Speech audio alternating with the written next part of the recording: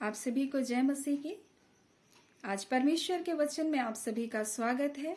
आज जब परमेश्वर के वचन की आशीष को आप प्राप्त करते हैं तो आप इसे लाइक करें, इसे शेयर करें और इसे सब्सक्राइब करें और परमेश्वर के वचन की आशीष को आप दूसरों तक पहुंचने के लिए सहायता करें। आज जो हम जिन विषय की ओर बात करेंगे वो है परमेश्वर का न्याय किन किन बातों में, और परमेश्वर किन किन बातों में मनुष्य का न्याय करेगा हम उसके वचनों से आज सीखेंगे। और यीशु मसीह मत्ती उसका 11 उसका 20 में इस प्रकार से कहता है, तब वह उन नगरों को उल्हाना देने लगा जिनमें बहुत से सामर्थ के काम किए गए थे और उन्होंने मन नहीं फिराया। हम लोग एक घटना को देखेंगे पतरस के जीवन में, और जब यीशु मसीह ने उसकी नाव को मांगा प्रचार करने के लिए, और हम उस घटना को जानते हैं, पतरस सारी रात परिश्रम किया और कुछ भी मछली को नहीं पकड़ा, परंतु यीशु मसीह जब प्रचार कर लिया उसके बाद उसने पतरस से कहा कि अपनी नाव को तो गहरे में ले चल, और जब जाल को डाल कहा, और उसने कहा प्रभु मैं रात भर परिश्रम किया पर एक भी मछली नहीं पकड़ा, परंतु तेरे कहने से जाल डालूंगा। और जब उसने आज्ञा को माना और जाल को डाला तो बहुत मछलियों को पकड़ लाए, और इतना लाए कि जाल भी फटने लग गया था। तब पतरस उनसे कहता है, हे प्रभु मुझसे दूर हो जा क्योंकि मैं पापी हूँ। वो अद्भुत और आश्चर्य कर्म को देख करके और उन्हें प्राप्त करके वो जाना कि मैं अपने जीवन की गलतियों को क्या किया जांचा, वो अद्भुत और आश्चर्य कर्म को पाने के योग्य नहीं करके वो अपने जीवन को देखा। वैसे ही यीशु मसीह कह रहा, अद्भुत और आश्चर्य कर्म परमेश्वर आपके जीवन में किया। आप बेरोजगार थे, आपको नौकरी दिया, आप अच्छी नौकरी चाह रहे थे, आपको नौकरी मिला, आपने अच्छा विवाह चाहा, परमेश्वर ने आपको विवाह का अच्छा जीवन साथी को दिया, आप अच्छे परिवार को चाहे, अच्छे घर को चाहे, अच्छी आशीषों को चाहे, सब कुछ चाहे और परमेश्वर ने आपको दिया। क्या आपने इसके बावजूद मन को फिराया? क्या आपने अपने पिछले गुनाहों को छोड़ा? क्या आपने अपने गलतियों से अपने मुंह को मोड़ा?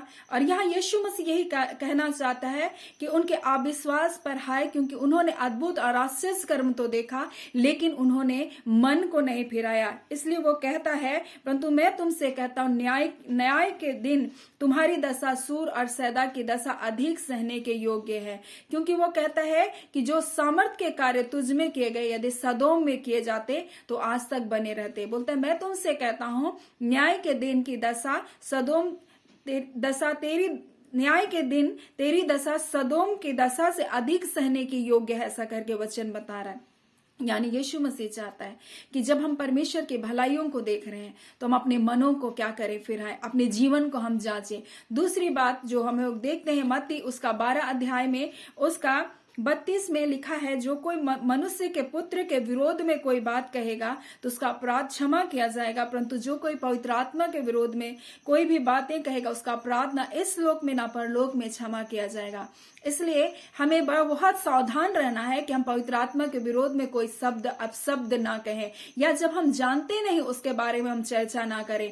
क्योंकि आज बहुत सारे लोग जिन्हें पवित्र आत्मा का अनुभव नहीं प्राप्त है, वो मसीह होने पर भी वो पवित्र आत्मा को जब नहीं जान पा रहे हैं, वो जो पवित्र आत्मा से भरे जा रहे हैं उनके विरोध में बहुत सारी बातों को कहते हैं। और कुछ समय पहले, कई साल पहले की बात है, जब मैं एक बुजुर्ग महिला के लिए जब प्रार्थना कर रही थी जो जिसे पैरालिसिस हो गया था, और मैं बहुत बोझ के साथ प्रार्थना कर रही थी, और प्रार्थना करते करते मैंने एक आवाज को सुना कि उसके लिए प्रार्थना मत कर। और ये इतना कर्कश आवाज था तो थोड़ा मैं डर भी गई कि कौन मुझे, और मैं अपने आंख को खोला और मैंने चारों ओर देखा, मैंने क्यों ये मुझसे प्रार्थना करने के लिए मना कर रहे, कौन है, ऐसे मैंने सोचा। और जैसे ही मैंने आंख को बंद किया, प्रार्थना किया, प्रभु क्यों मैं उसके लिए प्रार्थना ना करूं, क्या ये आप हैं? तो उसने कहा एक ऐसा पाप है जिसका कोई क्षमा नहीं है। मैंने सोचा क्या ऐसा पाप है, और तब मैंने जाना कि उसने पवित्र आत्मा की निंदा को किया। आज बहुत सारे लोग जो पवित्र आत्मा को नहीं जानते वो पवित्र आत्मा की निंदा को करते हैं, और वो ऐसे अपराधी बन गए जिनके पापों की कोई भी क्षमा नहीं, ना इस लोक में स्वर्ग लोक में। सो इस बातों के लिए हमें सावधान रहने की जरूरत है, क्योंकि परमेश्वर इन बातों का न्याय करेगा। और तीसरी बात, मनुष्य बोलता है, जो कुछ वो बोलता है वो निकम्मी बातों का न्याय किया जाएगा। और उसको हम लोग देखते हैं मत्ती उसका 12 उसका 36 में लिखा है, मैं तुमसे कहता हूं जो जो निकम्मी बातें मनुष्य कहेगा, न्याय के दिन हर एक बात का लेखा देना पड़ेगा, क्योंकि तू अपनी बातों के द्वारा निर्दोष और अपनी बातों के द्वारा तू दोषी ठहराया जाएगा। इसलिए हमें सावधान रहना है कि हम क्या बोल रहे हैं। इसलिए बोलता, अगर पेड़ को अच्छा कहो तो उसके फल को भी अच्छा कहो। अगर पेड़ की तुम बुराई, पेड़ को अगर निकम्मा कहो तो उसके फल को भी तुम निकम्मा कहो। इसीलिए वो कहता है, सांप के बच्चों, तुम बुरे होकर कैसी अच्छी बातें कर सकते हो, क्योंकि जो मन में भरा है वही मुंह से क्या करता है, निकलता है। इसीलिए हमें अपने मुंह के प्रति क्या करना है, सतर्क रहना है, और कुछ ऐसा नहीं कहना है, ऐसी निकम्मी बातें नहीं कहना जिसको हमको न्याय के दिन लेखा देना पड़े। उसके बाद चौथी बातें कहता है, प्रचार के ऊपर अविश्वास। और हम लोग उसको देखते हैं मत्ती उसका 12 उसका 41 में, कि 99 के लोग न्याय के दिन में इस युग के लोगों को दोषी ठहराएंगे, क्योंकि उन्होंने योना के प्रचार को सुन करके मन फिराया। और ये तो वो है जो योना से कहीं बढ़कर है, बोलता है ना। वो कौन है? वो यीशु मसीह है, जिन्होंने आकर के संसार में हमें प्रचार किया, हमें परमेश्वर के बारे में बताया, हमें उद्धार के बारे में बताया, हमें पाप मुक्ति के बारे में बताया, हमें छुटकारे के बारे में बताया। और परमेश्वर ने भी कहा, जो मेरे पुत्र पर विश्वास करेगा अनंत जीवन को पाएगा। वो अनंत जीवन जो कभी भी खत्म नहीं होता, उस जीवन के लिए वो यीशु मसीह संसार में हमें दोषी ठहराने के लिए नहीं आया। उसका वचन यूहन्ना में कहता है कि मैं तुम्हें दोषी ठहराने के लिए नहीं आया, लेकिन एक दिन ये वचन जो तुम्हारे है यही तुमको क्या करेगा, दोषी ठहराएगा, कि तुमने इन बातों को नहीं माना।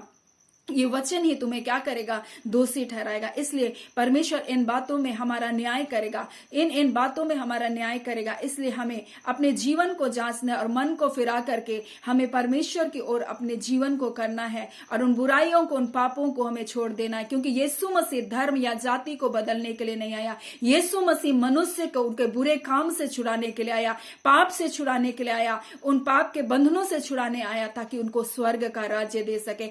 आज इस पृथ्वी का राज्य के लिए यीशु मसीह नहीं आया है, वो स्वर्ग का राज्य देने के लिए आया है। क्योंकि मरने के बाद हमें स्वर्ग में जाना है या फिर नरक में जाना है, चुनाव हमें यही करना है। और यीशु कहता है, मैं ही मार्ग हूं, मैं ही सत्य और मैं ही जीवन, मेरे बिना कोई पिता के पास नहीं जा सकता।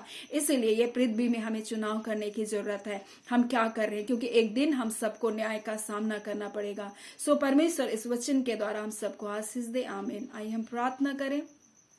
धन्यवाद देते हैं प्यारे पिता, आज के सुंदर समय के लिए पिता, आपके पुत्र यीशु मसीह के लिए पिता, आपका धन्यवाद। हमारे पवित्र आत्मा जो हमारा सहायक, हमारे संग साथ रहते प्रभु, हम आपका धन्यवाद करते हैं पिता। जब हम आपके लोगों के साथ एक मन होकर प्रभु प्रार्थना करते हैं परमेश्वर, हर एक परमेश्वर जो नाना प्रकार के बंधन बंधुआई में है परमेश्वर, रोग दुख बीमारी में है प्रभु जी, नाना प्रकार की चिंताओं में है प्रभु, आज यीशु के नाम से प्रभु जो सारे बंधन टूटे, उनकी चिंताएं दूर होने पाए। क्योंकि आप कहते हैं, अपना सारा बोझ, अपनी सारी चिंता मुझ पर डाल दे, क्योंकि मुझको तेरा ध्यान है प्रभु। आप कहते हैं परमेश्वर प्रभु जी, आप प्रेमी परमेश्वर, आप प्रेम करते हैं प्रभु जी। आप कहते हैं, चाहे तुम्हारे पाप कैसे भी गहरे रंग के हो प्रभु, हिम की नाई श्वेत हो जाएंगे। आप अपने पुत्र के लहू से प्रभु हर एक के पाप और अपराधों को क्षमा करने के लिए संसार में प्रभु भेजा। आज प्रभु आपके पुत्र के लहू से हर एक के पाप अपराध क्षमा किए जाए प्रभु, और वो जय और छुटकारे को पाए। आज के दिन की सारी आशीष प्रभु यीशु के नाम से पिता, हर एक के जीवन के लिए हम लेते हैं पिता। प्रार्थना हम यीशु के नाम से मांगते हैं, दया सुने, अनुग्रह से ग्रहण कर लीजिएगा। आमीन। परमेश्वर आप सबको बहुत ऐसे आशीष दे। आमीन।